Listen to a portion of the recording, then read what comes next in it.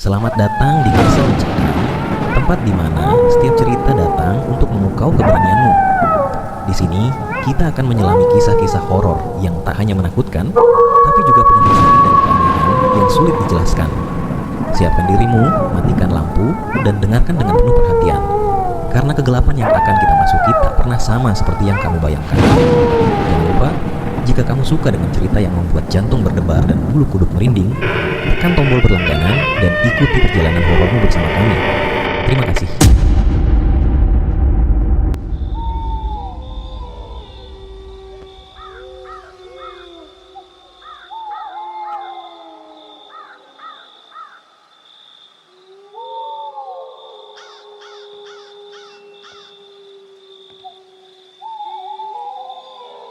Malam itu, Bima sedang dalam perjalanan pulang dari sebuah acara di kota kecil di pedalaman.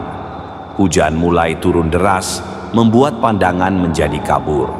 Jalanan sunyi, hanya suara serangga malam dan angin yang menderu di tengah gelap.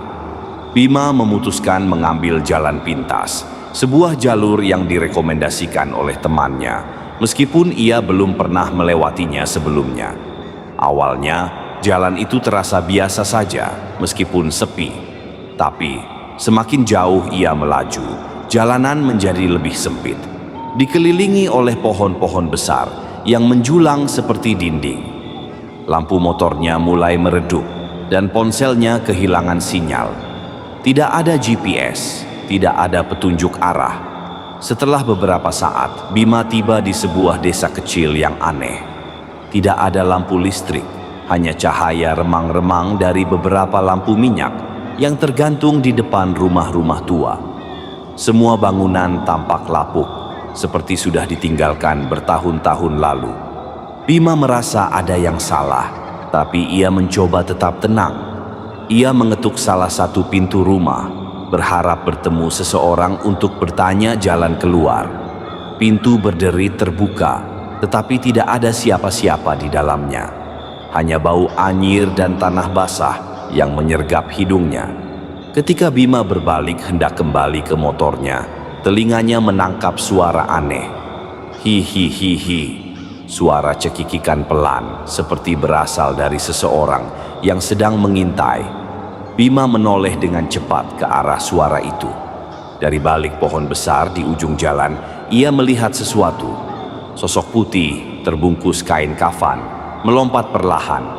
Matanya hitam pekat tanpa kehidupan, menatap langsung ke arahnya. Bima terpaku, napasnya tercekat. Ketika akhirnya ia sadar, ia segera berlari ke motornya dan menyalakan mesin dengan panik. Ia memacu kendaraannya secepat mungkin, berharap segera keluar dari desa itu. Tapi, anehnya, berapa kali pun ia berbelok, ia selalu kembali ke tempat yang sama, rumah tua dengan pintu yang terbuka tadi. Semakin lama, Bima merasa ada yang mengawasinya. Ketika ia menoleh, pocong yang tadi ia lihat tidak sendirian lagi. Ada lebih banyak pocong sekarang, berdiri di sepanjang jalan.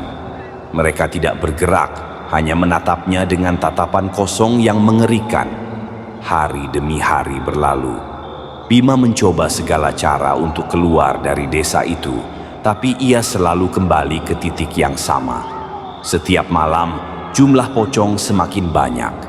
Mereka mulai mendekat, melompat perlahan ke arahnya, seperti sedang bermain dengan ketakutannya. Yang lebih aneh, Bima tidak pernah merasa lapar atau haus. Rumah-rumah tua di desa itu seolah menyediakan makanan yang muncul begitu saja di atas meja. Tidak ada penduduk desa selain beberapa orang yang wajahnya pucat, mata cekung, dan berbicara dengan nada datar. Mereka selalu mengatakan hal yang sama. Kamu sudah di sini sekarang. Tidak ada jalan keluar.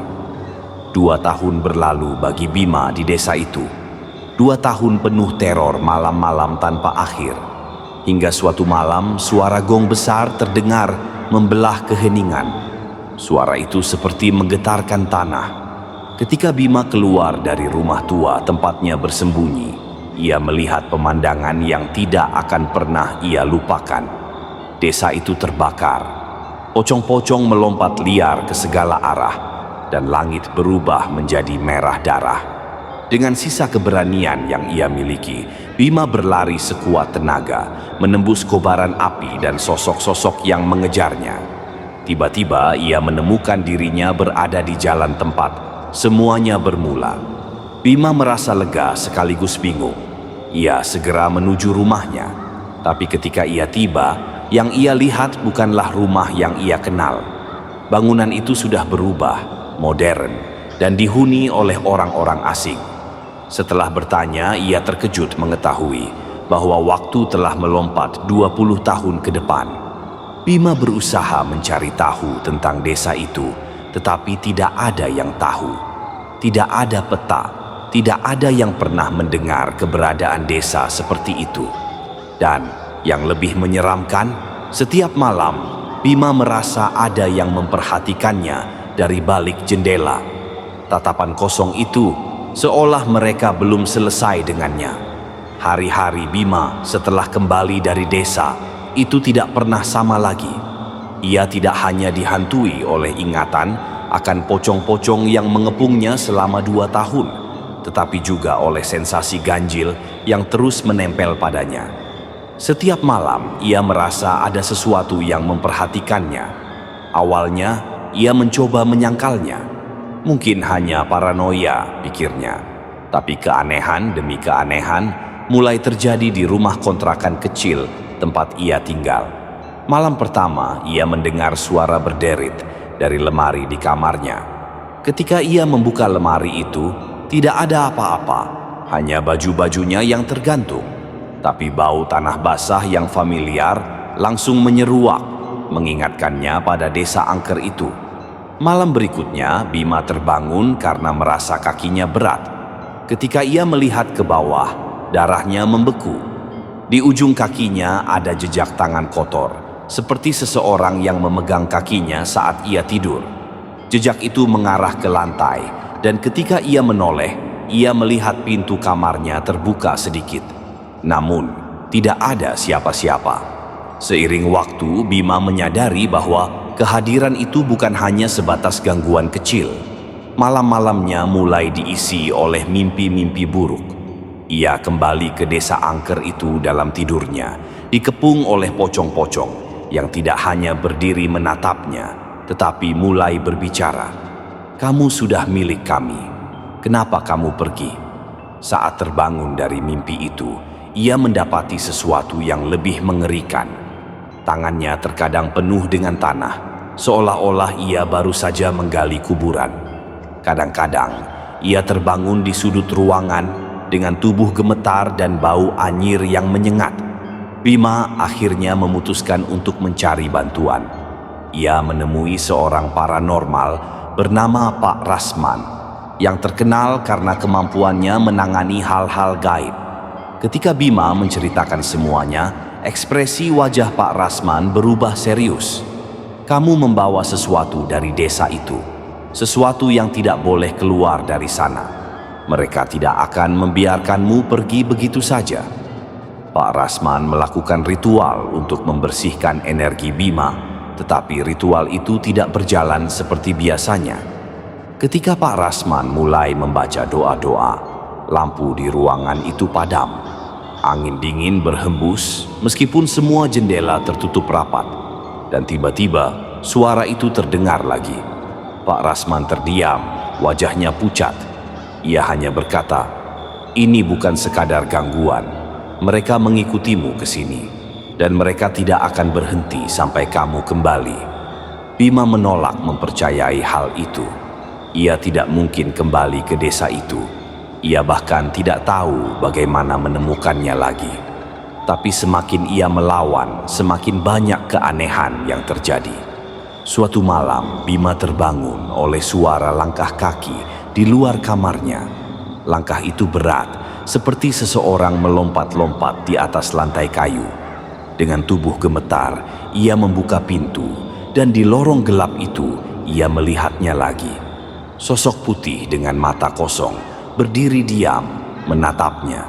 Ketika Bima mencoba menutup pintu, pocong itu mendekat, tiba-tiba berada tepat di depan wajahnya. Suaranya berbisik pelan tapi menusuk. "Waktumu di sini sudah habis. Kembalilah." Bima menjerit dan pingsan di tempat. Ketika ia sadar, ia mendapati dirinya berada di luar rumah, di tengah malam, dengan pakaian penuh tanah dan bau busuk yang menyengat. Kini Bima tahu, melarikan diri bukanlah pilihan. Desa itu telah mengklaimnya. Satu-satunya cara untuk menghentikan semua ini adalah kembali ke tempat di mana semua dimulai. Tapi bagaimana? Jalan menuju desa itu seolah menghilang dari peta, seperti tidak pernah ada. Namun, pocong-pocong itu mulai meninggalkan petunjuk. Setiap malam mereka muncul di tempat-tempat yang berbeda, selalu mengarahkannya ke satu tujuan, ke tempat di mana realitas dan dunia gaib bertemu. Setelah berminggu-minggu dihantui, Bima akhirnya menyerah pada rasa takut yang telah lama menggerogotinya. Ia sadar, melawan hanya akan membuat segalanya semakin buruk. Petunjuk-petunjuk yang ditinggalkan oleh pocong-pocong itu semakin jelas. Mereka seperti memandu Bima menuju sebuah tujuan yang tak terelakkan. Malam itu, dengan bekal keberanian yang tersisa, Bima memutuskan untuk mengikuti arah yang mereka berikan. Ia tidak tahu apakah ini jebakan atau benar-benar solusi, tapi ia tidak punya pilihan lain. Jalanan menuju desa itu seperti memanggilnya sendiri. Kabut tebal menyelimuti, dan suara-suara samar terdengar di telinganya, seperti bisikan yang memandu langkahnya. Setelah berjam-jam berkendara, Bima tiba di sebuah jalan yang familiar.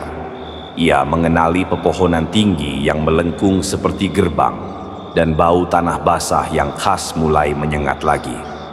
Desa itu muncul kembali di hadapannya, sama seperti dulu. Gelap, sunyi, dan mencekam. Rumah-rumah tua dengan lampu minyak yang berkelap-kelip berdiri seperti menantang. Namun kali ini, suasananya berbeda. Desa itu terasa hidup. Di setiap sudut, bayangan-bayangan bergerak, dan suara gemerisik daun seperti bisikan ribuan mulut. Pocong-pocong itu tidak lagi hanya menatap dari kejauhan. Mereka melompat di sekitar Bima, membentuk lingkaran, seperti mengawalnya. Dengan tubuh gemetar, Bima melangkah masuk lebih jauh ke desa itu. Ia tahu ada sesuatu yang menunggunya di sana, sesuatu yang selama ini membuatnya terjebak. Tiba-tiba, ia mendengar suara keras seperti gong yang pernah ia dengar sebelumnya. Suara itu menggema, membawa perasaan berat di dadanya. Dari kegelapan, seorang pria tua muncul. Tubuhnya bungkuk, mengenakan jubah hitam panjang, dan matanya menyala merah redup. Pria itu berbicara dengan suara serak, seperti suara ribuan orang yang berbicara bersamaan. "Kamu kembali, bagus. Karena kamu membawa sesuatu yang bukan milikmu." Bima kebingungan. "Apa maksudmu? Aku tidak membawa apa-apa," teriaknya, suaranya bergetar. Pria itu menunjuk ke dada Bima. "Jiwamu, waktumu. 2 tahun yang kamu habiskan di sini bukanlah waktu dunia. Kamu telah mencuri bagian dari kami. Sekarang, kembalikan." Seketika, Bima merasa tubuhnya melemah. Ia terjatuh ke tanah. Pocong-pocong itu semakin mendekat, melingkarinya, dan suara tawa mereka memenuhi udara. Dari arah kegelapan, sosok-sosok lain mulai bermunculan. Wajah mereka pucat, mata cekung, dan tubuh mereka diselimuti kain putih. Bima sadar, mereka adalah orang-orang yang pernah ia temui selama 2 tahun di desa itu. "Kami juga sepertimu, terjebak, tapi kamu diberi kesempatan pergi. Kami tidak. Kamu harus membayar untuk itu." Salah satu dari mereka berbicara, suaranya seperti desis ular. Bima mencoba melawan. Ia berteriak, memohon, tetapi tubuhnya terasa semakin berat. Pocong-pocong itu mulai mendekatinya. Tangan-tangan mereka yang kaku mencoba menyentuhnya. Bima merasa seperti tenggelam dalam lumpur dingin yang tak berujung. Namun, tiba-tiba, sebuah suara keras memecah kegelapan. Suara doa yang tidak asing di telinga Bima. Ia membuka matanya dan melihat bayangan Pak Rasman berdiri di ujung desa, membaca doa dengan suara lantang. Cahaya mulai muncul dari tubuh Pak Rasman, menyinari kegelapan desa itu. Para pocong mulai berteriak, melompat mundur seperti terbakar oleh cahaya itu. Pria tua berjubah hitam itu menatap Pak Rasman dengan penuh kebencian. "Kamu mengganggu, tapi ini belum selesai." Pak Rasman berlari mendekati Bima, menariknya dari lingkaran pocong yang mulai bubar. Dengan doa-doa yang terus ia lantunkan, Pak Rasman membawa Bima keluar dari desa itu. Desa itu mulai memudar, perlahan-lahan lenyap di balik kabut. Ketika Bima sadar sepenuhnya, ia mendapati dirinya berada di tepi jalan yang gelap. Desa itu sudah tidak ada lagi, hanya pepohonan lebat dan jalan kosong. Pak Rasman menatapnya dengan serius. "Kamu beruntung bisa keluar, tapi ingat, mereka belum selesai denganmu. Jangan pernah kembali ke sini lagi, dan jangan pernah membawa apapun yang bukan milikmu dari tempat asing." Sejak malam itu, hidup Bima tidak pernah benar-benar tenang. Desa itu hilang dari peta, tetapi ia tahu suatu saat desa itu mungkin akan memanggilnya kembali. Dan kali ini, ia mungkin tidak akan seberuntung sekarang.